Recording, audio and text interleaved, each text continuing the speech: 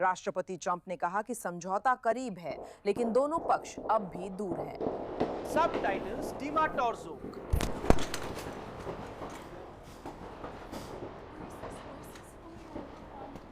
संयुक्त राज्य अमेरिका के राष्ट्रपति डोनाल्ड ट्रंप पर एक और हमला हुआ जो नाकाम रहा। अमेरिका की सीक्रेट सर्विस ने बताया कि शनिवार शाम को एक अज्ञात व्यक्ति ने बैग से हथियार निकाला और व्हाइट हाउस के पास गोलीबारी शुरू कर दी। सीक्रेट सर्विस के कर्मचारियों ने उस हमलावर को गोली मार दी। गोलीबारी के दौरान एक राहगीर भी घायल हो गया, जिसकी हालत गंभीर है। बाद में पता चला कि हमलावर खुद को यीशु मसीह मानता था और उसे यकीन था कि वो कोई धार्मिक कार्य कर रहा है, लेकिन वो खुद को सिर्फ यीशु ही नहीं मानता था। मैं आपको इस एपिसोड में बताऊंगा कि उसने खुद को और क्या समझा। और खास बात यह है कि 21 वर्षीय नासिर बेस्ट जिसने हमला किया, उसका पहले भी सीक्रेट सर्विस से कई बार सामना हो चुका था और उसकी मानसिक बीमारियों का रिकॉर्ड भी मौजूद था। तो व्हाइट हाउस के पास उस दिन क्या हुआ था, आइए अब वे जानकारियां विस्तार से समझते हैं जो अब सामने आई हैं। मेरा नाम अलेक्सेई पिचिए है। चर्चा करें इस विषय पर, लेकिन शुरू करने से पहले मैं आपसे अनुरोध करता हूं कि आप इस YouTube चैनल को सब्सक्राइब करें, इस वीडियो को लाइक करें और नीचे कोई भी विस्तृत कमेंट लिखें। इसके लिए मैं आभारी हूं। साथ ही मेरे टेलीग्राम चैनल पेचिए न्यूज़ को सब्सक्राइब करें, लिंक डिस्क्रिप्शन में है। हम ताज़ा खबरें मिलते ही तुरंत प्रकाशित करते हैं।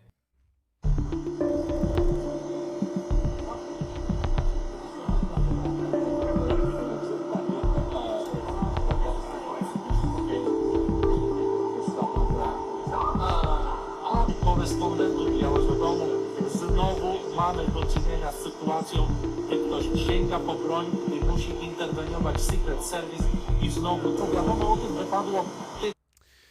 शनिवार शाम वॉशिंगटन में व्हाइट हाउस के पास फिर गोलीबारी हुई। ये घटना व्हाइट हाउस संवाददाता संघ के डिनर पर 24 अप्रैल को हुई गोलीबारी के सिर्फ एक महीने बाद हुई, जिसमें उस समय राष्ट्रपति डोनाल्ड ट्रंप भी मौजूद थे। अमेरिका के राष्ट्रपति ने ट्रुथ सोशल पर प्रतिक्रिया दी और सीक्रेट सर्विस की त्वरित पेशेवर कार्रवाई की सराहना की। डोनाल्ड ट्रंप का उद्धरण। यह घटना व्हाइट हाउस संवाददाता डिनर पर गोलीबारी के एक महीने बाद हुई और यह दिखाता है कि भविष्य के सभी राष्ट्रपतियों के लिए इस तरह की सबसे सुरक्षित और भरोसेमंद जगह सुनिश्चित करना कितना महत्वपूर्ण है, जो कभी वॉशिंगटन में बनाई गई हो। हमारे देश की राष्ट्रीय सुरक्षा इसकी मांग करती है। ट्रंप ने लिखा, शायद उनका मतलब व्हाइट हाउस में उनके कार्यकाल के दौरान शुरू किए गए बॉलरूम या रिसेप्शन हॉल के निर्माण से था।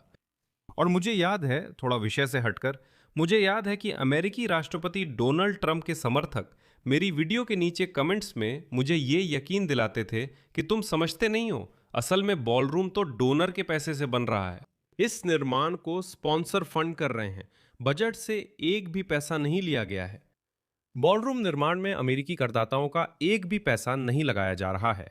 और फिर अचानक एक घोटाला सामने आता है कि डोनाल्ड ट्रंप की प्रशासन अमेरिकी टैक्स दाताओं से कम $1 अरब बॉलरूम के निर्माण के लिए निकालने की कोशिश कर रही है। कोशिश की जा रही है कि बस अमेरिकी राष्ट्रपति डोनाल्ड ट्रंप की इच्छाओं के लिए खजाने से सिर्फ $1 अरब जारी कर दिए जाएं।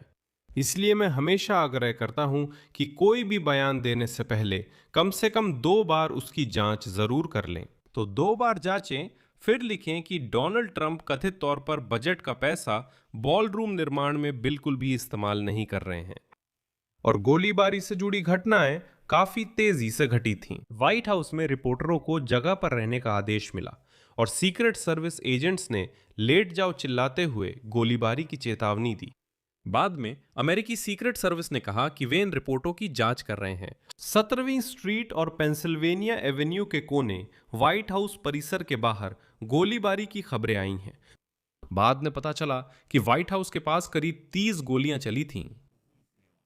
एक हथियारबंद व्यक्ति सीक्रेट सर्विस एजेंट्स के करीब आया और उन पर गोली चलाने की कोशिश की, लेकिन नाकाम रहा। एजेंट्स ने भी फायरिंग की।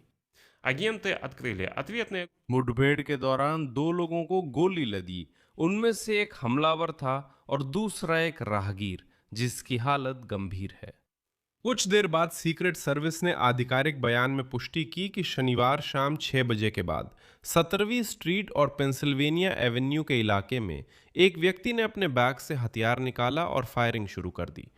सीक्रेट सर्विस ने जवाबी फायरिंग में संदिग्ध को घायल कर दिया, जिसे स्थानीय अस्पताल ले जाया गया, जहां उसकी मौत हो गई। बयान में यह भी स्पष्ट किया गया है कि डोनाल्ड ट्रंप घटना के समय व्हाइट हाउस में थे।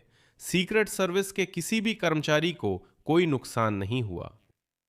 बाद में पता चला कि संदिग्ध की पहचान 21 वर्षीय नासिर बेस्ट के रूप में हुई है। इससे पहले भी उसका सीक्रेट सर्विस से सामना हो चुका है, जिसमें जून 2025 में वो व्हाइट हाउस की ड्राइववे को अवरुद्ध करने की घटना भी शामिल है। एक महीने बाद सीक्रेट सर्विस ने उसी नासिर बेस्ट को फिर से गिरफ्तार किया, जब उसने व्हाइट हाउस परिसर की ड्राइववे में घुसने की कोशिश की। इसके बाद जज ने एक आदेश जारी किया, जिसमें उसे व्हाइट हाउस की सीमा के पास न जाने का निर्देश दिया गया। और इन घटनाओं की जांच के दौरान पिछले साल जांचकर्ताओं ने पाया कि बेस्ट सोशल मीडिया पर कई तरह के बयान पोस्ट कर रहा था, जिनमें यह दावा भी शामिल था कि वही असली ओसामा बिन लादेन है। वो कहता है, आप लोगों ने तो किसी और को मार दिया, मैं असली ओसामा बिन लादेन हूं। कम से कम एक बार उसने ऐसा पोस्ट लिखा जिससे उसकी डोनाल्ड ट्रंप को नुकसान पहुंचाने की इच्छा दिखती है। और कई पोस्टों में उसने खुद को यीशु मसीह बताया, जिसकी मिशन है नेतृत्व को खत्म करना। पुलिस को कभी नहीं लगा कि संदिग्ध आक्रामक या हथियार इस्तेमाल करता है। वो उग्र था पर खतरनाक नहीं। मैं बताना चाहूंगा कि यह घटना व्हाइट हाउस संवाददाता संघ के डिनर में गोलीबारी के 1 महीने से भी कम समय बाद हुई, जिसमें उस समय डोनाल्ड ट्रंप मौजूद थे। अप्रैल के अंत में वॉशिंगटन हिल्टन होटल की लॉबी में, जहां नीचे व्हाइट हाउस संवाददाता संघ का डिनर हो रहा था, गोलियों की आवाज आई। उसी समय राष्ट्रपति फर्स्ट लेडी मेलानिया ट्रंप और उपराष्ट्रपति जेडी वेंस को सुरक्षा कर्मियों ने तुरंत हॉल से बाहर ले जाया। और अधिकारियों के अनुसार सुरक्षा एजेंसियों के कर्मचारियों ने संदिग्ध हमलावर के साथ मुठभेड़ की और उसे काबू कर लिया। पुलिस ने बताया कि उसके पास 2 आग्नेयास्त्र और कुछ चाकू थे। हमला करने वाला 31 वर्षीय कोल थॉमस एलन निकला। बाद में उस पर अमेरिका के राष्ट्रपति की हत्या की कोशिश, हथियार के साथ संघीय कर्मचारी पर हमला करने और गंभीर अपराध करने के इरादे से राज्य की सीमा पार हथियार ले जाने का आरोप लगाया गया। और इसके अलावा मैं याद दिला दूं कि डोनाल्ड ट्रंप ने 2024 के चुनावी अभियान के दौरान कई बार हत्या की कोशिशों का सामना किया। यहां मैं विराम लेता हूं। अपनी राय और अपने निष्कर्ष नीचे कमेंट्स में लिखें। चैनल सब्सक्राइब करें, घंटी दबाएं और लाइक करें। अगर आप इस YouTube चैनल के काम को सपोर्ट करना चाहते हैं तो आप वीडियो के डिस्क्रिप्शन में दिए गए किसी भी डोनेशन लिंक या डिटेल्स के जरिए या अपनी स्क्रीन पर दिख रहे QR कोड से ऐसा कर सकते हैं। बस इतना ही। अपना ख्याल रखें। सबको अलविदा।